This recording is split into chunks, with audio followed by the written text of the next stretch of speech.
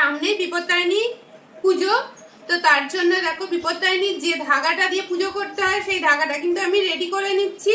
তোমরা সবাই জানো এটা 13টা সুতো দিয়ে রেডি করতে হয়, তো সেটাই রেডি করছি, করে রেখে দেব, কারণ পুজোর সময় এতগুলো সুতো তৈরি করতে অনেকটা সময় লাগবে। তো সেটাই কিভাবে তৈরি করছি মিনি ব্লগে শেয়ার করছি।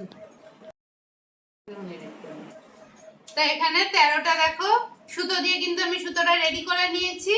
আর এখন আমি দুদিকে ছোট ছোট করে 12টা গিট দিয়ে রেখে দিচ্ছি। আর বিপত্তারিণী পুজোর দিন আমি কিন্তু এর মধ্যে দুব্বোটা বাঁধবো, তো সেই জন্য 13টা গিট দিতে হয়, তো একটা পরে বাঁধবো, সেটাই তোমাদের সাথে কিন্তু মিনি ব্লগে শেয়ার করে নিলাম। আর এদিকে আমার দেখো অনেকগুলো রেডি হয়ে গেছে, আমি ঠাকুর ঘরে বসে বসে সুতোগুলো রেডি করছি।